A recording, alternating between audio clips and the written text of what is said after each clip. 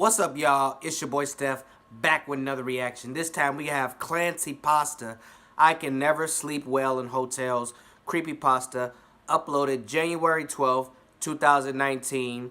Down in the description will be a link to Creepypasta's channel along with the link to this original video so y'all can go and see it for yourselves without my commentary. Without further ado, let's get into it. Creepypasta presents I Can Never Sleep Well in Hotels. I can't Written either. by the Karma Kid and narrated by Clancy. I feel so weird. I don't know why. I can't get comfortable in hotels. For whatever reason, sleep always pervades me in hotel rooms. No matter how nice the hotel is. Insomnia and I are old friends. I used to think it was a side effect of my depression until recently. For years, I would stare up at the ceiling, not wanting to give into this ailment, and scroll through various apps or read a book until I drifted into my subconscious. Nowadays, I just smoke a little herb and my friend Insomnia takes the night off. Oh, wow. That's probably why I can never sleep well in hotels. He already fucking I don't usually smoke unless I'm in the comfort of my own home. Fuck it up. Most nights where I have to stay in a hotel are forgettable and dull. But this night, this particular night, I'll never forget. I bet.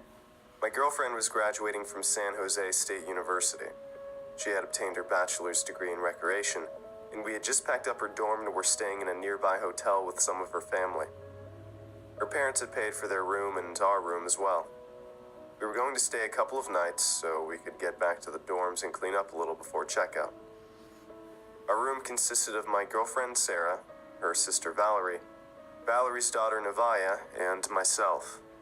It was the last night of staying at the hotel, and Sarah's parents had already left earlier in the day in an attempt to beat the weekend traffic out of San Jose. It was around 12:30 a.m. when I decided to go for a walk down the halls and do some exploring, a common late-night activity I was known for doing prior to turning to cannabis. Bullshit. I quickly tied my shoes and put in my earbuds as I began my walk about the hotel. I kept to myself, as it was late and I did not want to disturb any other guests attempting to sleep. That is, if they weren't like me. I padded down a flight of stairs from the second floor, where my room was located, to the first floor, watching my feet as I went, as I always do. When out of the corner of my eye and through the railing, I see a tall man in a top hat, silently walking down the hallway and out of view. I didn't catch much description of him, as my focus was on the stairs, as I am quite clumsy, and the stairs were somewhat steep and carpeted. I rounded the banister and peered down the hallway to see if I could catch a glimpse of the top hat man, but I saw nothing. Had I imagined it? Was it some trick of the light, or did a man in a top hat really pass by the staircase? I shrugged it off and assumed that if there really had been a top hat man, he probably had slipped into his room before I had rounded the corner to see him, and went on my way, music still softly playing in my ears. I remembered earlier that day seeing a patio area with a comfortable-looking seating area by the pool outside, and decided that's where I would head. As I made my way towards the exit, I felt strange, like I was being watched, or as if I wasn't alone in the hallways. You probably are being watched. I stopped at the door with my hands to push the bar and turned around, You are not half alone. expecting Top Hat Man to be there holding something sinister, like something out of a horror movie, but when I turned around, I saw nothing. How cliche. Once again, I shrugged it off and continued out the door. Once I arrived at the patio area and was seated rather comfortably in a large wicker chair facing the street, I took out my earbuds and listened to the nightlife, letting the sounds of the city past midnight wash over me, a slight breeze occasionally rattling the chain-link fence in front of me. Time seemed to lapse because what felt like 30 minutes passing had really been almost an hour and a half. With my phone screen reading 1:55 a.m., I decided I needed to head back to the room and attempt to sleep again. And just before I put my earbuds back in, that feeling washed over me again. And this time, I heard whispering. Oh, no. Almost as if someone was standing on the other side of the fence, speaking in hushed tones to a friend, although this whispering wasn't coming from in front of me. It came from behind me. Time to start running. The little voice in my head told me not to turn around, but I had to. Bullshit. Once again, I expected the Top Hat Man for whatever reason, though when I turned around, there was nothing, and whispering stopped immediately. The sounds of a restless city played on all around me, and let out the breath I didn't realize I was holding. I shook my head and chuckled to myself. I really need to lay off the horror films, I thought to myself. And the weed. As I proceeded to place my earbuds in, a glint in the window caught my eye, and I looked up out of instinct. And there he was, the Top Hat Man. It was brief, but I saw him in a window on the second floor.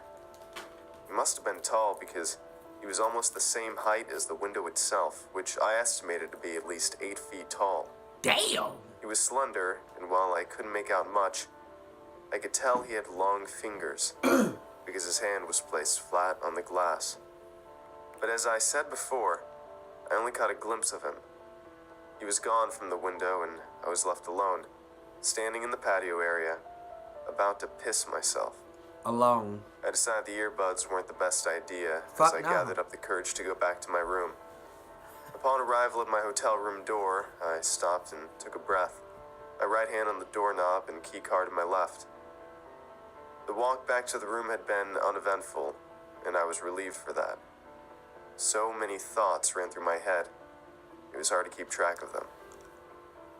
It could have just been some creepy old man playing a trick on a fellow insomniac.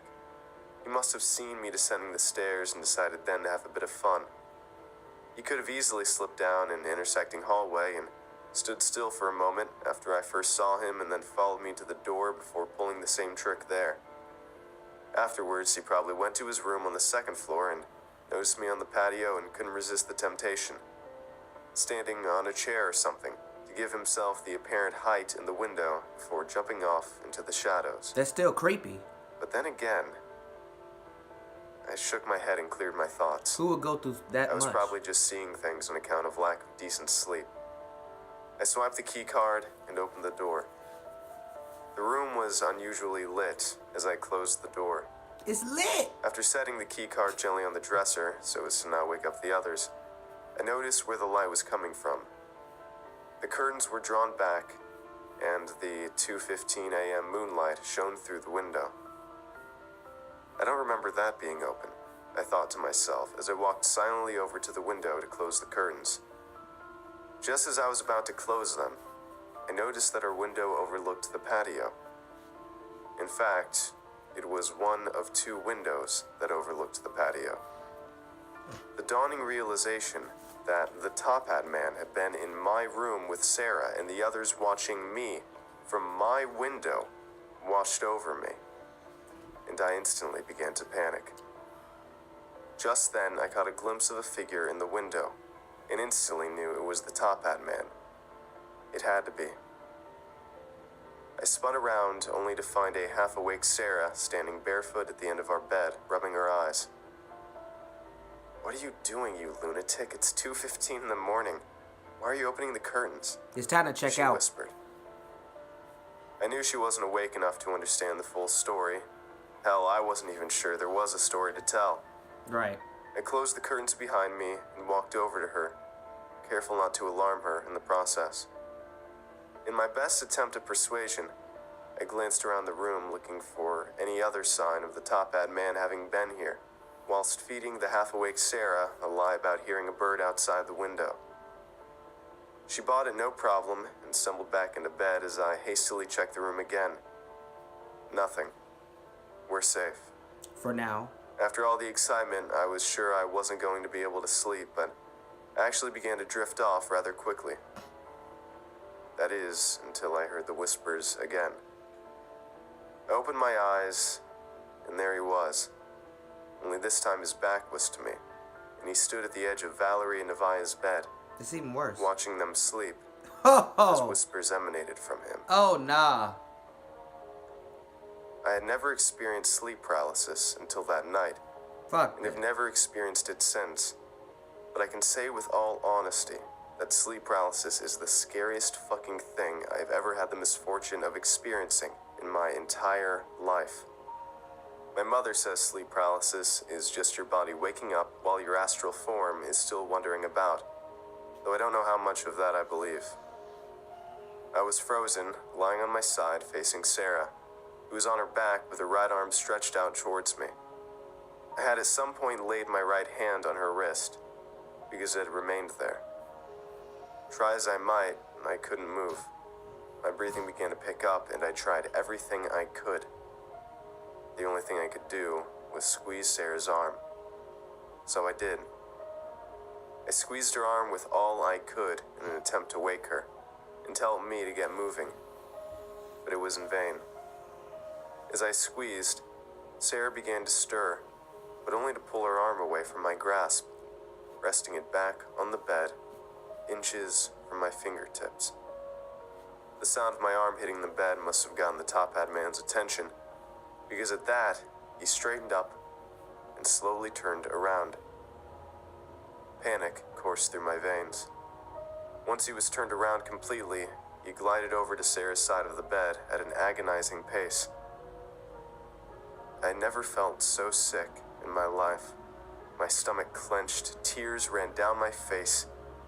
Any attempt at movement failed, all except for my right hand, which I clenched into a fist, bunching up the sheet within it. The whispers grew louder, and I tried to speak, but my mouth would not move, and no sound escaped my throat. I could only sit in silence and watch as the top hat man slowly bent over Sarah and raised a single hand in a wide arc, She finna get got. closing each unnaturally long finger on his hand painfully so, until only his index finger remained, bony and frail. His finger crept closer and closer to Sarah as she remained fast asleep, eventually hovering over her abdomen. My vision began to blur as tears poured violently out. I shook with such immense fear that the bed began to shake as well. The whispers louder still as another presence appeared out of thin air directly behind me. I could feel his breath on my neck, which made the hairs there stand on edge. A single hand identical to that of the top hat man's hovered over my face and wiped a tear from streaming down my face with a single finger. Its skin felt leathery, and it smelled like death. Yo. Just as the top hat man was about to touch Sarah's stomach, the hand reached over and placed 2 fingers over my eyelids, closing them as a coroner would to a corpse. Damn. As soon as they closed, the pressure in my body was released, and I bolted upright, grabbing Sarah by the belly and frantically looking around the room. What does death smell like? She only slightly stirred again, this time to roll over onto her side and grumble something inaudible. Once again, there was no sign of the top hat man.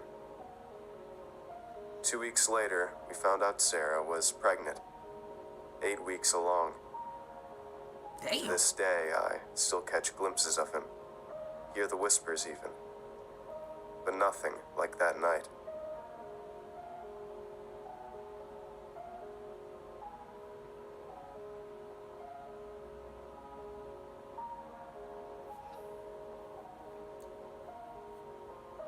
I would have been checked out. You were playing around a lot. Thanks for watching, and I hope you enjoyed today's narration. I want to give a huge thanks to last month's $5 and up patrons: Uncle Ulrich, Ashley V, Meg C, April R, Cassandra, Joseph M, Sarah W, Lake S, Ronnie K, Tanya A, Letty M, Hunter D, Christopher B, Stephanie M, and all the other $5 and up and $2 patrons on screen as well. All of your support makes these narrations possible, and I appreciate it a ton. If you'd like to join these lovely ghouls, I'd appreciate it if you check out my Patreon page. For just $1 a month, you'll get an exclusive narration that will never, ever be uploaded to my channel. Usually, one a bit too extreme for YouTube. So that's at least one extra video every month for just $1, if not more. For $2 a month, you'll get thanked in the end scroll of every video, and for just $5 a month, I'll shout you out at the end of multiple videos a month personally. You also get exclusive Discord roles for those perks as well. If you'd like to chat with me for a bit, you can join me on a monthly live stream for just $10 a month and get a signed merch sticker for $25 a month. And if you're in the market for some horrifying shirts and hoodies, you can head on over to my Teespring store in the description as well. And don't forget to follow me on Twitter at Second Clancy. I want to thank you all for watching, and I will see you all next time. Have a good night, everybody. Cheers. In that Patreon list, didn't I see Mr. Creeps? Man, that's cool when other horror narrators, especially other creepypasta makers, support each other. I fucks with that. Again, I don't know what it is. I've only stayed in a hotel once or twice in my life, and I don't know, bruh. It's just so uncomfortable. Not really being away from home, but being in an environment that I'm not adapted to. I guess that's the best way for me to put it. Like, I could go to my uncle's house and spend the night and sleep good, even though I really don't go over there that much. I can go to my cousin's house and sleep peacefully there. Again, even though I don't go over there that much, maybe a couple of times a year, and still sleep soundly. But when I go to a hotel or a motel, it's uncomfortable because I'm not used to anybody here. I'm not used to the surroundings, all of that. I'm not used to it, so I'm not comfortable. Y'all get what I'm saying? I know there's a lot of people just like me. I won't be scared. I'm just uncomfortable. If I'm uncomfortable, more than likely, I'm not going to be able to sleep well, if I sleep at all. But yeah, I don't know what hotel he went to, but it sounds like it's haunted as fuck, and him and his wife were about to get got by the Top Hat Man. I probably wouldn't have even thought twice about checking out early. As long as I would have had a backup plan of somewhere to go, I would have left in the middle of the night, thus ending the haunting of me and my wife. But that's all for this video, y'all. If you like my reaction, like the video, comment on the video, and share the video. And if you really liked it, subscribe to the channel. It really helps me out a lot. And tap that bell icon so you will be notified every time I drop new content, which I do on a weekly basis. That is all I got for y'all this time around. Your boy Steph is out.